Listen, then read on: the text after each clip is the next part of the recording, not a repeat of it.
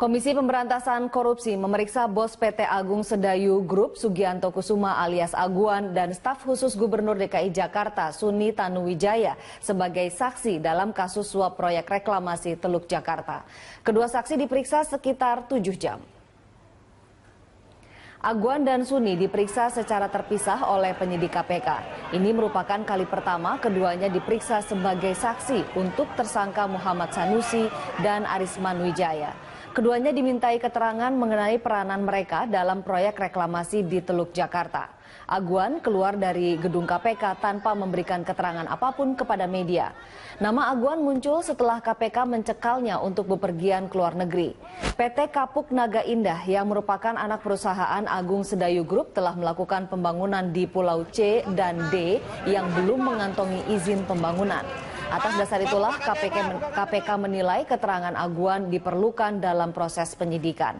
Sementara itu PLH Kabiro Humas KPK Yuyu Adrianti menyatakan KPK masih terus mendalami kasus ini dan tidak menutup kemungkinan adanya tersangka baru. Pemeriksaan untuk Aguan dan juga Suni yang hari ini dilakukan itu adalah kami akan meminta keterangan keterkaitan masing-masing terhadap kasus ini, juga perannya gitu ya, peran masing-masing orang terkait dengan kasus ini dan juga menanyakan dugaan-dugaan terkait suap dalam raperda ini. Kita tunggu aja karena itu menjadi kewenangan penyidik sepenuhnya apakah memang statusnya sudah bisa ditingkatkan atau memang masih memerlukan keterangan-keterangan sebagai saksi. Pemirsa, Anda menyaksikan News Update, saya Tasya Lutmila. KPK telah selesai memeriksa pendiri Agung Sedayu Group Sugianto Kusuma atau Aguan serta staf khusus Gubernur DKI Jakarta Suni Tanuwijaya. Aguan dan Suni diperiksa sebagai saksi untuk tersangka Muhammad Sanusi yang juga diperiksa hari ini terkait kasus suap raperda reklamasi kawasan Pantai Utara Jakarta. Aguan dan Suni juga dicegah bepergian ke luar negeri untuk kepentingan penyidikan. Untuk mengetahui informasi lengkapnya kita langsung bergabung dengan Cikal Multazam dan juru kamera Rizky Andrianto di gedung KPK Jakarta. Ya, Cikal, apa materi pemeriksaan Suni dan Aguan hari ini? Materi pemeriksaan terhadap Sugianto Kusuma dan juga Suni Tanuwijaya masih seputar peranan mereka di dugaan kasus suap reklamasi di Pantai Utara Jakarta. Namun tadi sempat ada yang menjadi sorotan adalah bagaimana dari perjalanan peristiwa kasus ini tiba-tiba memunculkan satu nama konglomerat yakni bos Agung Sedayu Group yakni Sugianto Kusuma atau Aguan. Tadi kami melihat Aguan selesai menjalani pemeriksaan sebagai saksi untuk Arisman Wijaya yang merupakan presidir dari PT Agung Podomoro Land dan juga untuk Ketua Komisi D DPRD DKI Jakarta yakni Muhammad Sanusi. Namun pada saat keluar tadi Aguan tidak memberikan komentar apapun terkait dengan materi pemeriksaan kali ini. Namun jika kita melihat atau menyoroti kembali bagaimana nama Aguan muncul ketika KPK melakukan pencekalan terhadap dirinya untuk berpergian ke luar negeri, bahkan wakil Ketua KPK yakni Saud Sitomorang sempat menyatakan bahwa Aguan dimintai atau penting dimintai keterangannya terkait dengan peristiwa yang kasus yang sudah berjalan ini. Mengingat pada saat ini di Pulau Reklamasi, tepatnya di Pulau C, sudah dikelola atau sudah didirikan atau mulai proses pembangunan, yakni lahan seluas 276 hektar yang dikelola oleh PT Kapuk Naga Indah yang merupakan anak perusahaan dari PT Agung Sedayu Group. Dan bahkan ini menjadi sorotan mengingat pembangunan ini dilakukan sebelum adanya NJOP. NJOP ini merupakan salah satu syarat bagi para pengembang properti untuk mendirikan bangunan. Bahkan kafling-kafling ini sudah mulai dipasarkan. Inilah yang menjadi sorotan dari KPK. Penting diketahui apa peranan dan juga apa yang diketahui oleh Aguan terkait dengan kasus ini. Lalu untuk mendirikan sebuah bangunan juga diperlukan 4 syarat yang sudah ditentukan oleh Pemda, khususnya adalah di sini adalah Pemda DKI Jakarta. Yang pertama izin adalah izin prinsip yang harus dikeluarkan dari Pemda DKI Jakarta, lalu ada izin reklamasi, kemudian ada izin pembangunan dari reklamasi itu sendiri dan juga izin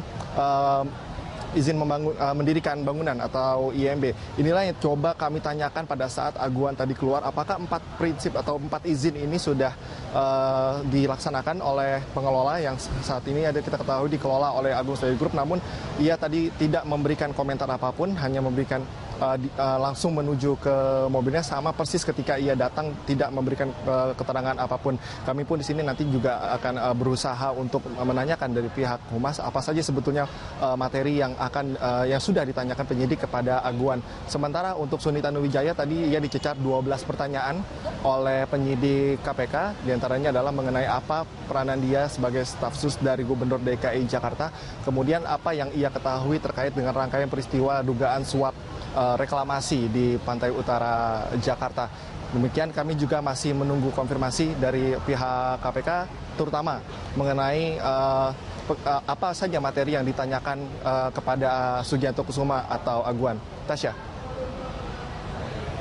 Iya, Cikal, dari informasi yang Anda kumpulkan di lapangan, apakah KPK akan menetapkan tersangka baru terkait kasus korupsi reklamasi Jakarta? KPK sama sekali tidak menutup kemungkinan itu, Tasya, karena berkali-kali ketika kita meminta konfirmasi dari pihak KPK akan masih terus mendalami kasus ini. Namun kami tadi sempat menanyakan kepada Kabiro Humas KPK, Yuyu Andrianti, ia mengatakan bahwa masih menunggu proses dari pemeriksaan baik itu terhadap Aguan maupun terhadap Suni Tanuwijaya untuk nantinya bisa saja mengungkap fakta hukum baru dalam kasus ini dan juga tersangka baru. Dan berikut petikan wawancara saya bersama PLH Kabiro Humas KPK, Yuyu Andrianti. Duit dari Aguan atau Arisman ke Sirus. Kami pada dasarnya begini, kita akan memanggil semua saksi yang pernah disebut dalam keterangan-keterangan saksi sebelumnya atau juga yang kami duga berkaitan dan punya jejak atas kasus tersebut gitu. Jadi kami akan meminta keterangan pada, kan sudah ada beberapa juga yang masuk dan diperiksa sebagai saksi.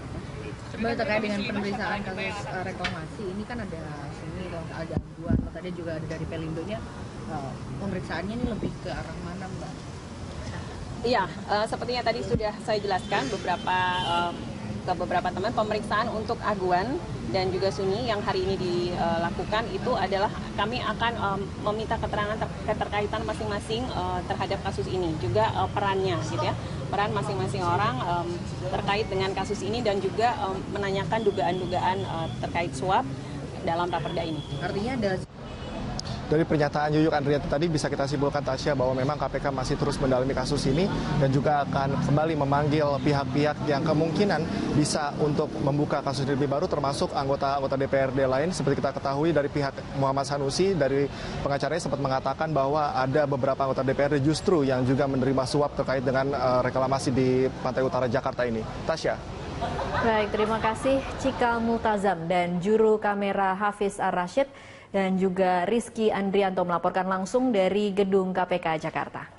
Basuki Cahayapurnama atau Ahok mendukung KPK memeriksa Suni Tanuwijaya. Ahok mengakui selama ini bersama Suni, namun membantah Suni adalah staf khususnya.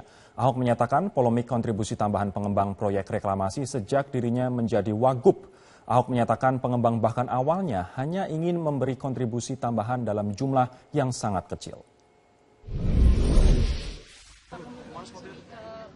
Makanya saya bilang Suni diperiksa dulu aja, kita nggak bisa duga-duga. Sebelumnya Suni sempat ada pembicaraan dengan Bapak nggak sih Pak tentang mungkin apa hubungannya Suni dengan Bapak gitu? Kan saya suka datang ketemu bareng. Terus nggak ada omongan tentang itu? Iya kan justru saya bilang mana ada yang berani ngomong. Saya ngomongin soal kewajiban tambahan itu sejak saya wagub loh. Saya pernah kumpulin semua developer. Ada catatannya no to land spot club di Pantai Mutiara. Waktu itu mereka cuma sepakat mau kasih 1 juta, 2 juta. Saya nggak bisa, mesti ada rumusnya nih. Jadi ini perseteruan itu dari dulu. Cuma kalau tiap kali ketemu, di antara mereka nggak berani singgung. Makanya di antara mereka juga suka cektok. Enak lo depan Ahok, diam-diam lo.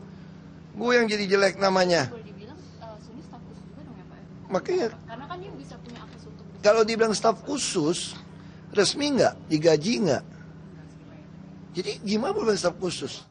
Untuk mengkonfirmasi informasi terkait adanya iuran pendaftaran, bahasa lain dari mahar politik senilai 20 miliar rupiah bagi kandidat bakal calon ketua umum Golkar, kita akan langsung bergabung bersama reporter Erik Himawan dan juru kamera Reza di kantor DPP Partai Golkar Jakarta Barat.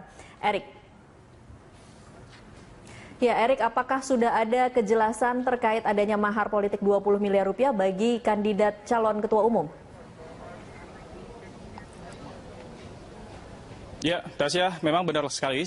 Kami tadi awak media dari Berita 1 TV baru saja mendapatkan keterangan dari steering committee ataupun panitia musyawarah nasional luar biasa Partai Golkar yang nantinya akan diselenggarakan pada bulan Mei mendatang. Dan sementara itu, Tasya, untuk mengetahui lebih lanjut terkait mahar yang nantinya akan dibebankan kepada calon ketua umum Partai Golkar, saya sudah bersama dengan panitia dari Munaslup. Selamat siang. Selamat siang. Ya, dan kita ini ada berhembus kabar bahwa memang ada mahar yang harus dikeluarkan dari caketum Partai Golkar apabila maju Munaslup ini. Seperti apa nih, Bang? Terlalu dibesar-besarkan lah ya kalau namanya itu mahar. Jadi tidak ada. Hari ini pun kita sedang rapat. Ya, panitia pengarah, saya selaku sekretaris panitia pengarah izin untuk melayani aspek pemberitaan ini bahwa sesungguhnya kita ingin Golkar membangun melalui Munas ini, kita menyadari bahwa kita tertinggal 1,5 tahun. Oleh karena itu kita punya tema yang namanya solid terkonsolidasi, efektif menjalankan misi, berjaya di kala pemilu. Nah, untuk mengejar ketertinggalan ini kita harus membuat sebuah momentum Munas bangkit. Untuk Munas bangkit ini ada 5 prinsip dasar, salah satunya adalah bersih. Nah, untuk bisa menjalankan Munas bersih ini maka tidak boleh ada politik transaksional di arena Munas. Nah, kita sama-sama sudah tahu di arena Munas itu selalu saja ada posko-posko, caketum-caketum, sehingga peserta ditarik ke sana kemari. Nah, untuk menghindari ini semua, itu terjadi karena apa? Karena bisa dimungkinkan si voters ini menggunakan suaranya untuk ditawar-tawarkan kepada para kandidat. Nah, dan yang berikutnya pun di luar itu, kita harus jujur, kita ingin membuat Munas ini melakukan sosialisasi di 3 zona. Kita ingin ada debat di televisi, dan ingin juga ada semacam sosialisasi yang bukan hanya dia datang, tapi semua diwajibkan. Dan ini diatur, sudah ada konsep visi negara kesejahteraan, yang semua pada caketum itu harus memahami selain ADART, juga adalah konsep-konsep kebijakan Golkar ke depan dalam rangka pemenangan. Nah, ini semua membutuhkan pembiayaan yang tidak kecil. Nah, pembiayaan ini semua, pertanyaannya adalah, siapa yang akan dibebankan? Anggaran pemerintah yang diberikan pada partai politik itu hanya Rp108 per satu suara. Anda bisa bayangkan. Nah, realitas biaya itu semua, ini yang sedang kita pikirkan. Nah, bagaimana agar negara ke depan itu bisa hadir, memberikan kontribusi yang positif karena partai adalah pilar. Nah, dalam situasi seperti ini, kita juga sudah membicarakan bahwa mari, nah sekarang sudah bergerak di kalangan kader Partai Golkar yang disebut dengan donasi, partisipasi dari para kader untuk sama-sama sharing memberikan kontribusi atas pembiayaan ini, kan tidak kecil. Nah, termasuk juga kita akan mengepil. Jadi tidak bisa seorang caketum, toh dia juga diuntungkan ketika sosialisasi, ya dalam rangka menyampaikan visi misi dia, dan juga menguntungkan buat partai karena kita bisa buat event kegiatan mengejar 1,5 tahun, dan itu butuh biaya. Jadi nggak benar kalau dikatakan itu biaya itu dibebankan sebesar 20 miliar, tidak. Kita sedang akan bicarakan apakah biaya untuk para voters itu akan kita kurangi, sehingga yang akan terjadi itu hanya sekedar uang untuk sosialisasi, itu belum, kita akan tentukan. Terus Bang, tadi Bang Agun bilang memang ini cukup besar biaya nanti akan dikeluarkan pada Munaslup 2016. Tetap nanti dari partai sendiri akan mengundang 580 dari DPD itu, uangnya dari mana nih Bang? Ya justru itu Pak. Ini angka-angka ini kan kita hitung. Apakah kita akan meniadakan uang saku para peserta yang selama ini dibelakang? Kalau tidak ada kan berarti tinggal biaya penyelenggaraan. Nah kalau biaya penyelenggaraan itunya kecil ya tentunya beban panitia. Tetapi tidak mungkin ini semua dibebankan kepada panitia. Kita ingin mendorong bahwa setiap orang untuk maju dan jadi kandidat pun ada rasa memiliki. Dan ada fairness di antara yang satu dengan yang lain. Jadi jangan yang merasa mampu lebih diuntungkan, yang tidak mampu dirugikan. Itu yang tidak boleh. Oke, terus Kang Agung di sini kan ingin mengubah Partai Golkar yang lebih demokratis, berkeadilan dan bersih. Sebenarnya selain persyaratan nantinya itu ada apa ya? Saya dengar tadi ada LHKPN yang nanti harus diajukan, seperti apa? Sejak dari awal itu ada 9 syarat yang ingin kita menyatakan bahwa Munas Golkar itu Munas bangkit. Salah satunya adalah kita ingin membangun sebuah komitmen menjaring seorang pemimpin yang betul-betul fairness, seorang yang betul-betul terbuka, sehingga seorang Kita juga sudah sepakat dulu akan melibatkan KPK dan PPATK.